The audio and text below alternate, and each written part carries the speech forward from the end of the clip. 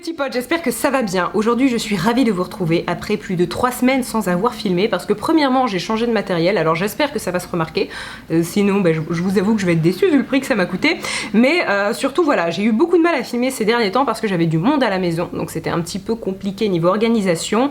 J'ai eu quelques trucs à gérer mais là ça y est, c'est bon, c'est fini, et aujourd'hui je reviens pour une vidéo où je vais vous parler de mes astuces pour voyager moins cher. Je vais prendre en fait ma propre expérience avec les derniers voyages que j'ai fait ces dernières années, et parfois en choisissant certaines options, j'ai vraiment réussi à faire des économies et c'est ce que j'avais envie de partager aujourd'hui avec vous. Mais juste avant de rentrer dans le vif du sujet, Aglaïa a sorti une nouvelle collection. Alors comme vous le savez, moi je craque surtout pour les bagues. Je porte très rarement des colliers et des boucles d'oreilles pareil, j'en mets vraiment mais de façon très occasionnelle. Mais ces bagues-ci, je les adore, notamment celle du majeur parce que c'est une bague en argent massif, il n'y a pas de pierre. Comme d'habitude, vous aurez un code de moins 10% avec Ali10 et si elle vous intéresse, n'hésitez pas à aller voir dans la partie plus d'infos, je vous aurai listé tout ça. Mais dans tous les cas, moi comme d'habitude, je les ai adoptés et maintenant on va pouvoir rentrer dans le vif du sujet. Alors le premier point dont j'avais envie de vous parler est un point primordial, je pense que tout le monde fait en fonction s'il a le choix et je pense que tout le monde est au courant, mais je préférais le redire, il s'agit de si vous souhaitez payer vos vacances moins chères, partez hors période scolaire. Alors évidemment ça c'est quelque chose qui est accessible si on n'a pas d'enfants scolarisés ou bien si on part sans eux. Moi personnellement c'est vrai que ces dernières années je suis toujours partie pour mes grandes vacances entre guillemets en mai et en juin. Je sais qu'en juillet et en août j'aime bien quand même partir aussi, mais je vais plus partir sur des périodes de 2-3 jours s'il y a un pont par exemple, ou alors je vais plus faire des festivals puisque ce sont des mois chauds et des mois où on a envie un petit peu de sortir de son quotidien, mais clairement c'est pas en août que je vais partir 2 semaines à New York par exemple, sauf si j'ai envie de me ruiner, mais c'est pas le cas en général. Donc voilà, un autre point aussi qu'on ne cite pas toujours, je pense que beaucoup de gens font attention mais je préfère le redire aussi, partir hors période scolaire c'est bien mais c'est pas bien partout. Je pense par exemple au cas de la Thaïlande, il y a des moments où la pluie est très forte, donc il faut aussi regarder en fonction des saisons, la saison des pluies par exemple dans certains pays comme je vous l'ai dit, et c'est vrai que leur saison ne correspond pas forcément aux nôtres, donc ça c'est des points sur lesquels il faut faire gaffe. Je vous dis ça parce qu'il n'y a pas si longtemps que ça, j'ai une amie qui est partie comme ça et en fait elle s'est pas rendue compte que c'était la saison des pluies, donc en fait elle a eu 2 semaines de pluie, donc effectivement c'était pas cher mais niveau temps c'était pas fantastique.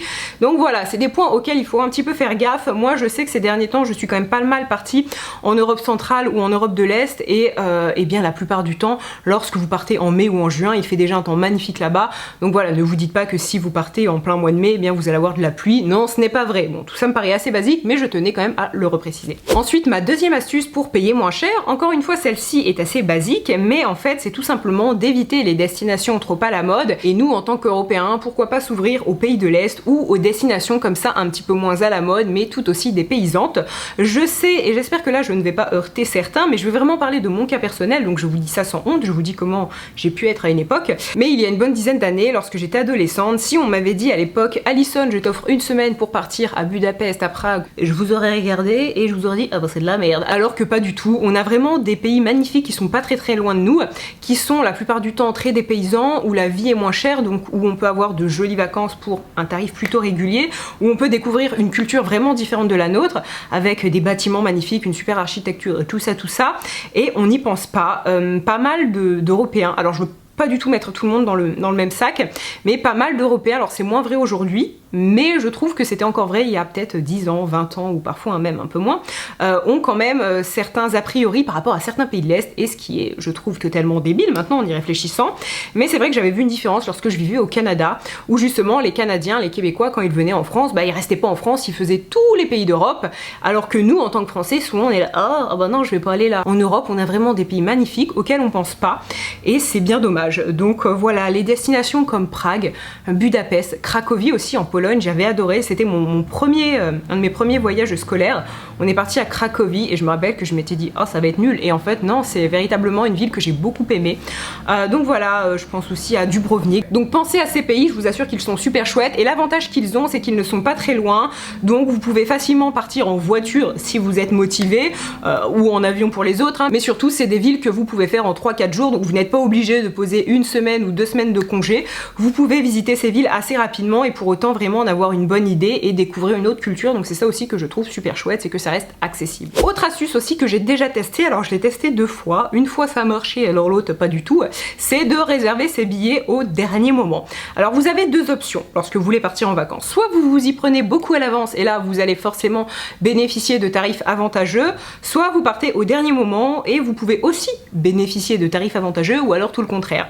Moi je suis partie il y a maintenant 3 ans à Montréal sur un coup de tête total parce que j'allais pas bien et que j'avais envie d'y aller, mais alors le prix de mon billet d'avion il était catastrophique, mais bon voilà, je m'en foutais, j'avais vraiment envie de partir, donc tant pis, je me suis dit eh ben tant pis pour cet argent. Mais quand même, lorsqu'on fait le choix de partir au dernier moment, vous pouvez tomber sur des deals vacances vraiment très intéressants. Et là je voulais vous parler d'un site qui s'appelle Promo Vacances. Donc pour faire cette vidéo j'ai fait quelques recherches sur les sites que j'ai pu fréquenter et puis aussi ceux qui existaient, ceux que mes amis avaient pu tester, tout ça, et je suis tombée sur Promo Vacances. Une amie est partie avec il y a quelques mois, elle avait beaucoup aimé. Et en fait ce qui est cool avec ce site, donc c'est un site qui n'a rien inventé, hein, tout simplement, qui vous propose des deals avec hôtel, avion, ou alors juste l'hôtel, juste l'avion pour partir dans plein de destinations différentes en fonction de votre budget, en fonction de là où vous voulez partir en France ou dans d'autres pays.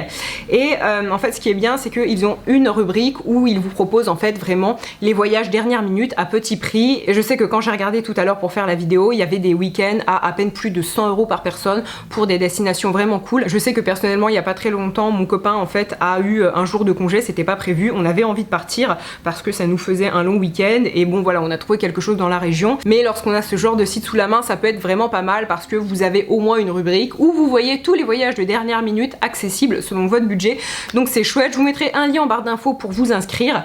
Et c'est vrai que ce genre de site, je vais en parler un petit peu après, ça peut être qui tout double. Soit vous pouvez faire vraiment de superbes affaires et vous partez pour une destination qui vous fait vraiment envie avec un hôtel qui est beaucoup moins cher qu'à la normale, un vol aussi qui est beaucoup moins cher, et dans ce cas c'est cool parce que vous avez un package voyage très intéressant. Soit parfois c'est un peu moins le cas et moi dernièrement j'ai fait l'expérience, donc je vais vous en parler justement juste après. Donc le point que j'avais envie d'avancer, c'est que j'ai envie de vous dire en fait de privilégier Airbnb plutôt que voyage privé, plutôt qu'en fait tous ces sites qui vous proposent des packages voyage moins chers. Pourquoi? Eh bien parce que dernièrement, et encore une fois en fait ça dépend, c'est vraiment au cas par cas de la destination où vous partez, mais comme je vous l'ai dit, dernièrement je suis partie à Prague, je suis partie 5 jours et 4 nuits et c'est un voyage qui m'a coûté relativement cher. Alors c'est un voyage que j'ai offert, c'est-à-dire que bon bah oui forcément j'ai payé ma place, mais j'ai surtout payé la place à mon copain qui était là et c'était un cadeau, donc j'avais envie vraiment du meilleur et du meilleur hôtel, tout ça, bref ça me faisait plaisir de dépenser cet argent. Je vous dis ça parce que j'ai eu des réflexions sur Instagram. Ah vraiment tu pars là-bas mais c'est un bel hôtel, ah bah dis donc t'es pas gêné, ah bah ça se fait pas, blablabla. En fait les gars on fait ce qu'on veut de notre argent. Si j'ai envie de payer eh bien ce voyage là, bah, j'ai le droit, hein. Si j'ai envie d'aller dans cet hôtel là j'ai le droit. Voilà, vous dépensez peut-être votre argent dans d'autres trucs que moi je trouve futiles. Bref, chacun son délire, surtout que c'était un cadeau. Donc je trouvais ça encore con qu'on me le reproche, mais bon bref, c'est pas là la question.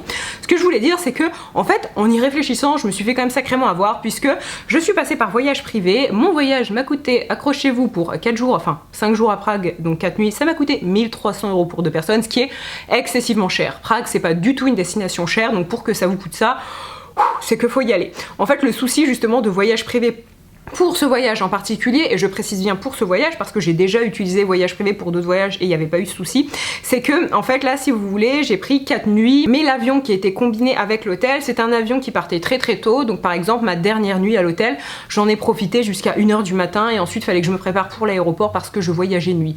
Moyennant quoi mon vol était vraiment pas cher, mais c'est quand même débile de payer une chambre d'hôtel 300-400 balles quand vous y dormez que 2 heures. Vous voyez ce que je veux dire? Donc à choisir en fait ce que j'aurais dû faire, soit réserver en fait mon avion de mon côté et prendre un avion beaucoup plus tard pour profiter de ma nuit, ma dernière nuit, soit j'aurais dû pas prendre la dernière nuit d'hôtel pour justement faire une économie de 300-400 balles qui est non négligeable. Mais ce que j'ai retenu de tous mes différents voyages, c'est que toutes les fois, je dis bien toutes les fois où j'ai payé mon voyage moins cher, c'est que d'un côté j'avais réservé un Airbnb et de l'autre j'avais réservé mon vol toute seule. Donc les voyages comme ça où vous avez tout combiné, ça peut être intéressant, mais sinon la plupart du temps quand même Airbnb ça vous permet vraiment de faire de belles économies. Si en plus de ça vous acceptez d'être logé chez un habitant, c'est-à-dire d'avoir votre chambre pour vous mais de partager la cuisine, la salle de bain et autres, et bien parfois vous pouvez vraiment tomber sur des tarifs mais tellement bas que voilà ça vous coûte presque rien, surtout pour des destinations comme ça. Mais en fait le conseil que j'ai envie de vous donner si vous passez par voyage privé ou tout autre site comme ça qui vous propose des vacances moins chères, c'est de réserver d'un côté en fait l'hôtel et de l'autre l'avion. Surtout que personnellement l'hôtel avec lequel je suis partie à Prague, j'ai regardé en fait sur sur le site de l'hôtel et je me suis rendu compte que si en fait j'avais réservé à partir du site de l'hôtel, j'avais le droit à une réduction à partir de 3 nuits et surtout droit à un taxi qui en fait m'amenait de l'aéroport à l'hôtel gratuitement pour l'aller et le retour. Or moi je suis passée par voyage privé, j'ai même pas pu bénéficier en fait de tarifs moins chers puisque quand j'ai réservé 4 nuits avec voyage privé et quand j'ai réservé 4 nuits à partir de l'hôtel, je n'avais pas du tout un tarif préférentiel. C'est pour ça que voyage privé, vraiment regardez. Avant de vous dire ok je réserve, regardez directement sur le site de l'hôtel et comparez si en fait ça vous coûte réellement moins cher de passer par voyage privé.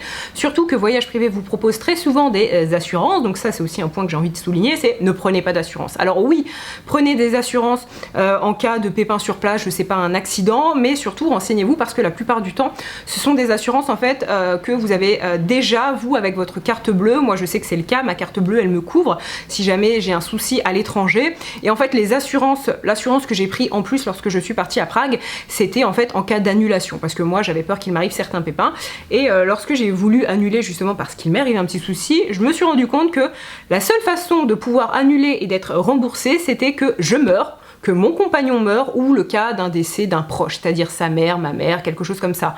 Et là, ce n'était pas le cas. Donc en fait, rajouter 150 balles sur un voyage, ce qui est quand même une grosse somme, pour vous entendre dire « Ah bah désolé, bah non, on peut pas », en fait c'est très con. Donc si j'avais su, j'aurais pas payé cette assurance à 150 balles parce que il y avait marqué en gros, on vous rembourse dans tous les cas, et en fait en tout petit, pas du tout. Donc ça, vraiment, renseignez-vous. C'est la première fois de ma vie que je prenais une assurance, bah rassurez-vous, c'est la dernière. Justement, un autre point que j'ai envie d'avancer, si vous souhaitez bénéficier d'une économie en passant par Airbnb, je vais vous mettre un lien d'inscription en barre d'infos. Alors si vous avez déjà un compte, c'est un lien qui ne vous servira à rien. Ce que vous pouvez faire, et ce que j'ai déjà fait j'avoue, c'est vous recréer un compte et tout simplement vous avez une réduction qui s'ajoute en fait à partir du moment où vous faites votre première réservation. Alors par contre je suis totalement transparente, c'est un lien qui va vous apporter un crédit sur votre voyage mais qui m'apporte aussi du crédit sur mon voyage. Donc si vous n'avez pas envie de passer par mon lien, il n'y a aucun problème, vous en avez d'autres disponibles sur internet. Je vous le dis hein, parce que c'est vrai que pendant longtemps c'est des liens qui ont fonctionné et on disait pas trop que effectivement la personne derrière, eh bien ce que vous gagnez, elle le gagnait aussi, mais je suis transparente, donc vous faites vraiment comme vous voulez. D'ailleurs, un autre point par rapport à ce que je vous ai dit tout à l'heure, si on veut voyager moins cher, et bien tout simplement, il est beaucoup plus intéressant de voyager de nuit.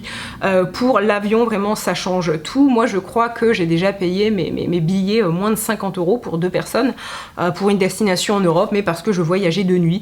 Alors après, il y a aussi le coût des escales. Moi, personnellement, les escales, non. Je veux bien voyager moins cher, mais des escales, si je peux éviter, je suis plutôt d'accord. Bref, sur ces très bonnes paroles, ma vidéo est finie. J'espère très sincèrement qu'elle vous a plu. Moi, je vous embrasse et je vous dis à très bientôt. Bye!